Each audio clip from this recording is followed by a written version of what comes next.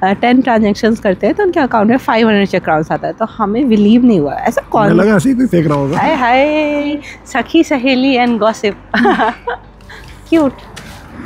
इस वीडियो में हम बात करने वाले हैं कि अगर आप चेक रिपब्लिक मूव कर रहे हो on long term study visa या वर्क परमिट, तो आपको कौन से बैंक्स में अकाउंट खुलवाना चाहिए। इस वीडियो में हम बात करेंगे बेस्ड ऑन आवर एक्सपीरियंस कि हमने जो 1 साल में खुद देखा है या सुना है लोगों से, उसके बेसिस पे कौन सा बैंक सही रहेगा आपके लिए, एंड प्रोसेस क्या है, डॉक्यूमेंट्स क्या लगते हैं और टाइम कितना लगता है। तो सारा कुछ हम बात करेंगे इस वीडियो। देखो, यहाँ पे बैंक्स तो बहुत सारे हैं, हमें क्या प्रेफर करना है। तो हमें प्रेफर करना है ऐसे बैंक्स जो कि एक्सपर्ट फ्रेंडली हो, जहाँ पे इंग्लिश स्पीकिंग कस्टमर सपोर्ट हो, जहाँ पे आप लॉन्ग टर्म अपने अकाउंट्स को रख सकते हो।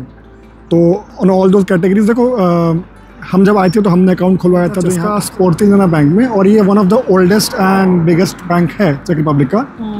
एंड जब हमने वहाँ खुलवाया था, देखो बैंक तो अच्छा है, उनकी अच्छी कस्टमर सपोर्ट है, उनका ATM काफ़ी अच्छा नेटवर्क है उनका। बट उसमें इशू क्या था, उनका एक क्लॉज था कि आप उनके डेबिट कार्ड को कम से कम आपको महीने में 4 बार यूज़ करना ही करना है। अगर आप नहीं करोगे तो आपको 100 चेक क्राउन्स पेनल्टी देना पड़ेगा। तो हमने 6 महीने इसको ऑलमोस्ट यूज़ किया, एंड देन वी थॉट कि यार अभी तो चल रहा है हमारा काम, बट इनकेस हम कभी बाहर जाएंगे या इंडिया जाएंगे तो उस टाइम अगर यूज़ नहीं हो पाएगा तो फिर वो बिना मतलब कि 100 क्राउन देने का कोई पॉइंट नहीं बनता है। हाँ, 200 क्राउन दोनों का मिला के।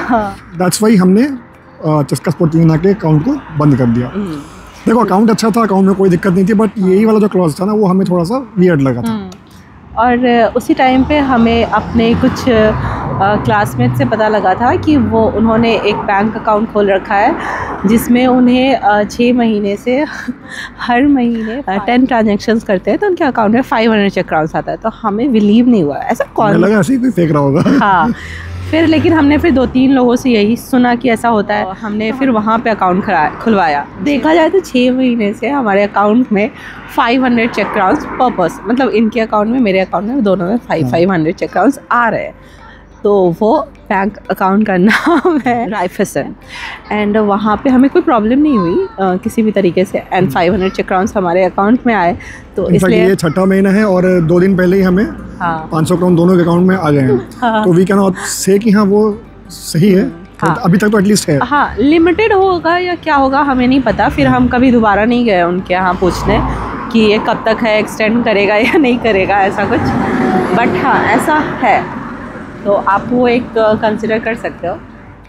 उनका ऐप भी इंग्लिश में है, कस्टमर सपोर्ट भी इंग्लिश में। हमें एक बार इशू हुआ था तो बात किया हमने इंग्लिश लैंग्वेज में, अच्छा सपोर्ट मिला हमें। एंड उनके भी बैंक हर जगह हैं, मतलब बहुत काफ़ी जगह बैंक है उनका, और ATMs भी काफ़ी जगह हैं, तो कोई इशू उसमें भी नहीं हुआ। एंड जो थर्ड बैंक है दैट इज़ CSOB, ठीक है, CSOB बैंक है, वो भी अच्छा है, उसकी भी इंग्लिश सपोर्ट अच्छी है एंड एक्सपर्ट फ्रेंडली बैंक है वो भी। तो आप इन तीनों बैंक्स को आप ट्राई कर सकते हैं। तो ये बात हो गई सारे बैंक अकाउंट्स की, सारे तो नहीं, बैंक अकाउंट्स की मेनली जो प्रेफरेबल हैं एक्सपर्ट्स के लिए। देखो और भी बैंक हैं, but I know a few जिसमें कस्टमर सपोर्ट इंग्लिश नहीं है बिल्कुल भी। तो इन 3 को आप टारगेट करो। अब बात करते हैं डॉक्यूमेंट्स रिलेटेड की। तो डॉक्यूमेंट, चलो जाओ झूलो। इसमें मैं कैसे घुसूंगी? बच्चे के लिए है क्या? हाँ। ऐसा बड़ा वाला नहीं बना सकता था इंसान?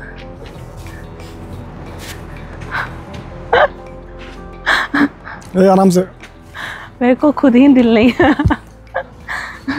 हाँ जी, तो डॉक्यूमेंट्स की बात करें तो डॉक्यूमेंट के लिए आपको चाहिए आपका पासपोर्ट, और पासपोर्ट पे अगर आपका लॉन्ग टर्म वीज़ा है तो that will serve the purpose, या फिर अगर आपके पास TRC है, टेम्पररी रेजिडेंस कार्ड, तो वो भी आपको लेके जाना पड़ेगा। And that those 2 should be sufficient as a foreigner, आपके लिए वो दोनों काफ़ी रहेगा।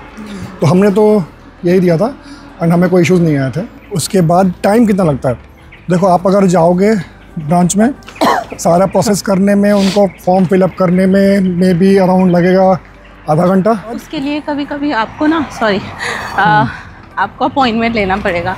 अगर ब्रांच बहुत ही बड़ा है, बिजी है या नहीं हुई है, तो किसी ब्रांच में आपको लेना ही पड़ेगा अपॉइंटमेंट।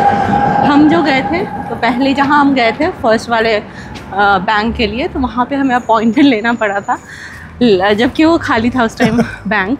हम खुश हो गए थे कि हमारा हो जाएगा, बट नहीं, स्टिल हमें अपॉइंटमेंट लेना पड़ा 2 दिन बाद का या 1 दिन बाद का दे रहे थे, बट हम उस टाइम बिजी थे। उस दिन दिवाली थी नेक्स्ट डे उसके। हाँ, तो इसलिए हमने 2 दिन बाद का लिया था।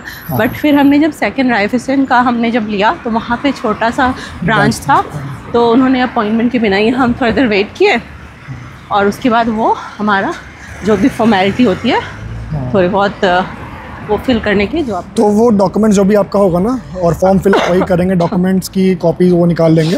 तो उसके बाद ना वो अपने बैंक का ऐप डाउनलोड करवा के आपका लॉगिन करवा देंगे उसमें और आपको एक बेसिक का ओवरव्यू दे देंगे। हमारा हो गया, सेट हो गया। फिर उन्होंने बोला कि आप वेट करो 5-7 दिन या 10 दिन में मैक्सिमम आपका कार्ड आपके एड्रेस पे आ जाएगा। मीनवाइल अगर आपको कार्ड यूज़ करना है तो आपके फ़ोन में वो एक डिजिटल कार्ड भी डाल देते हैं। किसी और ने पूछा था कि एज अ एशियन या फिर आपको कोई इश्यूज़ तो नहीं हुए, डॉक्यूमेंट्स कुछ एक्स्ट्रा तो नहीं होती है? तो नहीं, बस पासपोर्ट आईडी जो आपका है यहाँ का। हमारा तो इंडियन पासपोर्ट है तो हमें तो कोई इशू नहीं हुई। तो आई डोंट थिंक कि किसी को भी इशू होती होगी। बेटर है कि आप जाके बैंक में चेक कर सकते हो, तो they will be the right person to tell you, but I don't think कि ऐसे कुछ इश्यूज़ होने चाहिए। हाँ, अगर आप राइफेसन में भी अगर लेते हो ना तो आप उनसे पूछ सकते हो कि अभी वो जो स्कीम था वो चल रहा है या नहीं। और उसके अलावा भी आप ये भी पूछ सकते हो कि अगर मैं किसी मंथ विड्रॉ नहीं करती हूँ, ट्रांजैक्शन नहीं करती हूँ, तो नहीं करता हूँ तो कुछ ऐसा पेनाल्टी या फिर कुछ भी तो नहीं है, एक बार आप चेक कर लेना। This is all the entire process about bank account का ओपनिंग एंड कैसे यूज़ करना है, डॉक्यूमेंट्स क्या चाहिए, टाइम कितना लगता है। This was all. तो ऑन दैट नोट हम इस वीडियो को यहीं ख़त्म करते हैं। मिलते हैं आपसे अगले वीडियो में, तब तक के लिए बाय बाय।